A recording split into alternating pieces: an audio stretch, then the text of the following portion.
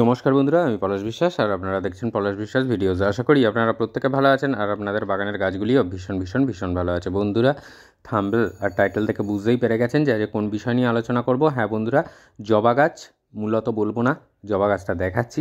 আজকের যে জিনিসটা দেখাবো, যে দ্রবণটা দেখাবো, আপনাদের যে কোনো গাছে, যদি ফুল গাছ হয়, যদি ফল গাছ হয়, যদি সবজি গাছ হয়, যে কোনো গাছে একবার প্রদান করলেই কিন্তু তফাৎ দেখতে পাবেন।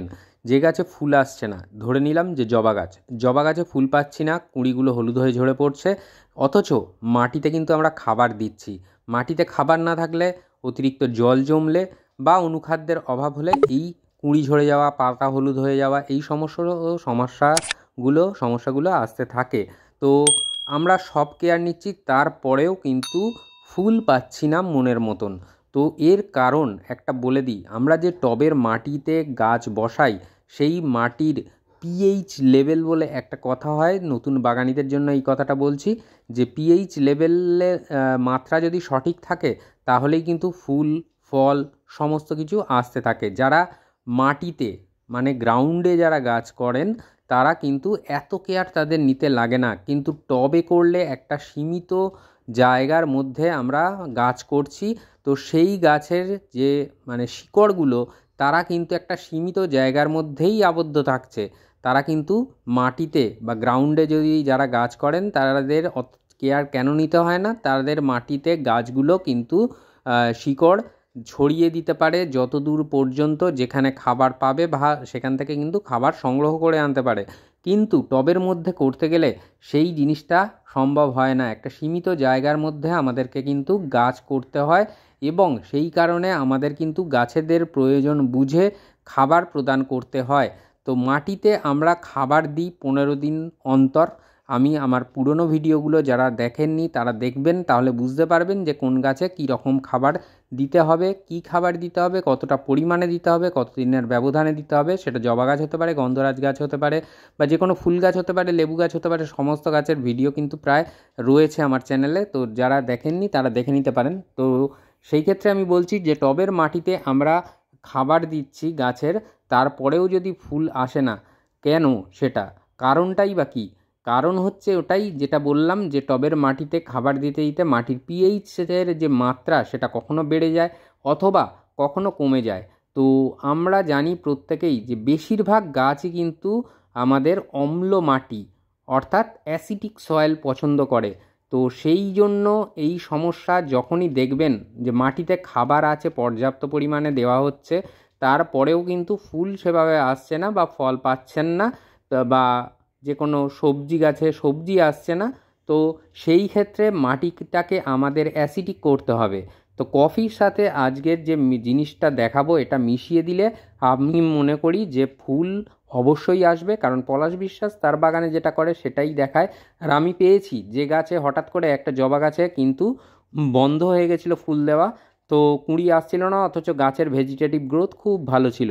তারপরে আমি এই জিনিসটা দ্রবণটা দিই এবং তারপরে কিন্তু ফুলে আবার পুনরায় ভরে যায়, কুঁড়ি আসতে শুরু করে দেয় গাছে।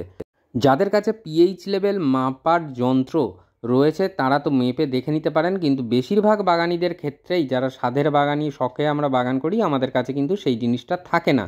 তো সেই জন্য বুঝতে হয় এইভাবেই, যে হঠাৎ করে ফুল দেওয়া বন্ধ করে দিলে বা ফল ঝরে যাচ্ছে, ফল আসছে না সেভাবে, বা ফল গাছের গুটি দাঁড়াচ্ছে না, এইসব কিন্তু পিএইচ লেভেলেরও একটা মাত্রা নির্ধারণ করে। তো কফি পাউডারটা দেখুন আমি একটা জায়গায় মিশিয়ে নিচ্ছি, এটা 1 লিটার জলের জন্য একটা 2 টাকা দামের পাউচ আপনারা নিয়ে নেবেন। তার সাথে দেখুন এখানে একটা মাপার মানে কন্টেনারের ঢাকনা আমি নিয়েছি, এখানে লেখাও আছে, এটা বায়োভিটা এক্সের পুরনো যে কন্টেনার, সেই কন্টেনারের ঢাকনা। এখানে রয়েছে দেখুন 1.5 ml, 1 ml, 2.5 ml এরকম করে মাপ দেওয়া রয়েছে। তো সেই ক্ষেত্রে আমরা এই 1.5 ml মাপ যেটা রয়েছে, আমি 1 লিটার জলের জন্য বানাচ্ছি দ্রবণ। তো এই বায়োভিটা এক্স সিউইড বেস ফার্টিলাইজার, তো এটা অর্গ্যানিক সম্পূর্ণরূপে, আর অবশ্যই এর মধ্যে কিন্তু প্রচুর পরিমাণে অনুখাদ্য বর্তমান আছে, এবং তার সাথে সাথে কিন্তু কিছুটা প্ল্যান্ট গ্রোথেরও কাজ করে থাকে, গাছের বৃদ্ধিতে, গাছের স্বাস্থ্য ভালো রাখতে কিন্তু এর জুড়ি মেলা ভার। তো আমি বলবো না যে এটাই ব্যবহার করুন বায়োভিটা এক্স, এছাড়াও কিন্তু অনেক সিউইড পাওয়া যায় বাজারে, আপনারা যেটা সহজলভ্য হবে আপনাদের কাছে সেটাই আপনারা ইউজ করতে পারেন। তো এই বায়োভিটা-এক্স আমি 1.5 ml আমি নিয়ে নিলাম এই 1 লিটার জলের জন্য। তো আপনারাও কিন্তু এই পরিমাপে নিয়ে নেবেন। কফি পাউডারে মাটিটাকে, সয়েলটাকে অম্ল করে তুলবে, যেটা কিন্তু গাছের খাবারের গ্রহণ, খাদ্য গ্রহণ, যে শিকড় খাদ্য গ্রহণ করে সেই গ্রহণের মাত্রাটাকে উদ্দীপ্ত করে এবং দ্রুত কিন্তু খাবার গাছ গ্রহণ করবে। মাটিতে খাবার থাকবে তবেই কিন্তু এটা কাজ করবে। এই কফির যে মানে রেমেডিটা বলছি, যে কফির দ্রবণটা বলছি, এটা কিন্তু তখনই কাজ করবে যখন টবের মাটিতে খাবার থাকবে। আর এই হঠাৎ করে এই অনুখাদ্য বা বায়োভিটা-এক্সটা কেন দিচ্ছি, এটা কিন্তু এই কফি পাউডারের সাথে সাথে যেহেতু টবের মাটিতে প্রয়োজন পড়ে বা অনুখাদ্যের বা মাইক্রোনিউট্রিয়েন্টের গাছের প্রয়োজন, সেই জন্য টবের মিডিয়াতে এটা দিয়ে দিলে শিকড় কিন্তু অতি দ্রুত এটাকে গ্রহণ করবে। শিকড়টা সুস্থ থাকবে, ভালো থাকবে, গাছ কিন্তু অটোমেটিক্যালি ভালো গ্রোথ নেওয়া শুরু করে দেবে। তো এটাকে দেখুন এইভাবে নিয়ে নিতে হবে মিশিয়ে, এবং মিশিয়ে নেওয়ার পরে ভালো করে মানে ঘেঁটে নেবেন, কালারটাও চেঞ্জ হতে থাকবে দেখবেন। এবং ভালো করে কফি পাউডারটা গুলে গেলে, অবশ্যই সিউইড আরামসে গুলে যাবে জলের সাথে, কিন্তু কফি পাউডারটা গুলে যাচ্ছে মানে দেখুন যে এই রকম একটা কালার চলে আসছে। তো এইভাবে এরকম একটা লালচে বর্ণের কালার চলে আসবে, তখন বুঝতে পারবেন আপনারা যে এটা কিন্তু গুলে গেছে। তো এরপরে আমি এটা প্রথমেই বলেছি যে 1 লিটার জলের জন্য একটা 2 টাকা দামের কফি পাউডার, তার সাথে কিন্তু আপনাদের নিতে হবে 1.5 ml পরিমাণে যে কোনো সিউইড এক্সট্র্যাক্ট। তো এইটা আমি ঢেলে নিলাম 1 লিটার জলের মধ্যে, গুলে যাবে পুরো 1 লিটারের দ্রবণ কিন্তু এখানে তৈরি হয়ে গেল বন্ধুরা। তো দেখতে পাচ্ছেন আমি 1 লিটার মাপার জন্য হিসাবে দিয়েছি, যাদের আরও পরিমাণ বেশি লাগবে তারা পরিমাণে বাড়িয়ে দেবেন। 1 লিটারের মাপ বলা থাকলে আশা করি কারুর কোনো সমস্যা হবে না, সেই জন্যই 1 লিটারের মাপ আমি দেখাচ্ছি। এরপরে এই যে দ্রবণটা মিশে গেল, এটাকে আমরা কিভাবে দেব বা কতটা পরিমাণে দেব, আমরা মিনিমাম বড় কাপ নয়, যে মাঝারি ধরনের যে চা খাবার কাপগুলো হয় সেই কাপের 1 কাপ করে আমরা 10 ইঞ্চি বা 12 ইঞ্চি টবের জন্য দিতে পারবো।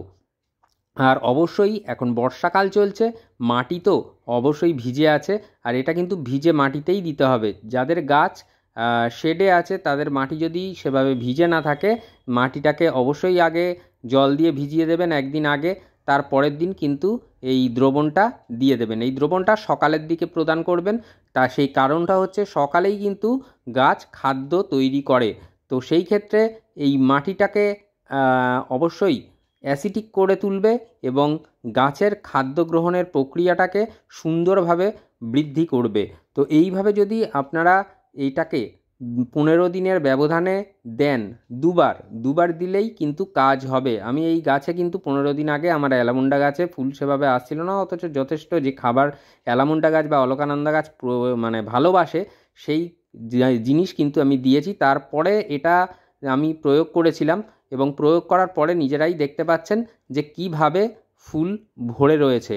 তো আপনাদের গাছেও কিন্তু বর্ষাকালে এই জিনিসটা যদি দিয়ে দেন একবার, তাহলে দেখবেন ভীষণ ভীষণ ভালো কাজ বা রেজাল্ট আপনারা পাবেন। কফির সাথে এই উপাদানটা মিশিয়ে দিলে, অর্থাৎ এই সিউইড বেস ফার্টিলাইজার একটা মিশিয়ে দিলে, তাহলে কিন্তু নিজেরাই দেখতে পাবেন যে গাছ কতটা দ্রুত সারভাইভ করছে। যাদের গাছে ফুল আসা বন্ধ হয়ে গেছে, দ্রুত কুঁড়ি আসবে, গাছের বৃদ্ধি দ্বিগুণ হারে মানে হবে, এটা কথা দিলাম। আর অবশ্যই আপনারা যারা প্রয়োগ করবেন তারা নিজেরাই কিন্তু এর যে ভালো দিকটা সেটা নিজেরাই উপলব্ধি করতে পারবেন। আশা করি এইভাবে যদি কেয়ার করতে থাকেন 15 দিনের ব্যবধানে মাসে 2বার দিন, এই আগস্ট মাস আসছে, যদি সুবিধা হয় আগস্টের 1 তারিখ থেকেই আপনারা এই কেয়ারটা করুন, করলেই কিন্তু খুব ভালো রেজাল্ট পাবেন। তবে একটা জিনিস বলে দেবো, যেখানে 2 দিন বা 3 দিনের নিম্নচাপ এই ধরনের বৃষ্টির আবহাওয়া রয়েছে উত্তরবঙ্গে, অনেক দর্শক বন্ধু বলছেন যে এরকমভাবে বৃষ্টি হচ্ছে, তো তারা কিন্তু এই জিনিসটা দেবেন না একটাই কারণে বলছি, যে বৃষ্টি ক্রমাগত যদি হতে থাকে তাহলে কিন্তু টবের মাটি থেকে এই মানে উপাদানটা বেরিয়ে চলে যাবে, তাহলে টবের মাটিটা সেইভাবে অম্ল তো হবে না। তো সেই জন্য আমি বলবো অবশ্যই এটাকে ব্যবহার করুন। তবে যদি পারেন, যদি সম্ভব হয়, টবের মিডিয়াতে দিলে যেখানে টানা 2 দিন 3 দিন বৃষ্টি হচ্ছে তারা একটা শেড দিয়ে দিন, পলি শেড হোক বা যদি শেড থাকে গাছটিকে শেডের তলায় নিয়ে যান, নিয়ে গিয়ে দিয়ে দিন। একদিন শেডের তলায় রাখলেই কিন্তু কাজ হয়ে যাবে, তারপরে আবার বাইরে বৃষ্টির মধ্যে দিয়ে দিতে পারবেন, কোনো সমস্যা থাকবে না। তো এই ছিল মোটামুটি আজকের বাগান সংক্রান্ত পরিচর্যা। তো এরপরে যেটা বলবো যে প্রত্যেককে অনুরোধ করব চ্যানেলটি সাবস্ক্রাইব করুন যারা এখনও সাবস্ক্রাইব করেনি, আর অবশ্যই প্রতিদিন সন্ধ্যে 6টায় আমার চ্যানেলে কিন্তু বাগান সংক্রান্ত ভিডিও আসে। মন থাক চিরসবুজ, পৃথিবী হোক সবুজময়, এই বলে আজকে এখানেই সমাপ্ত করছি। আবার আসছি আগামী কোনো ভিডিও নিয়ে, নতুন কোনো ভিডিও নিয়ে আগামীকাল ঠিক সন্ধ্যে 6টায়। খুব ভালো থাকবেন সকলে, নমস্কার।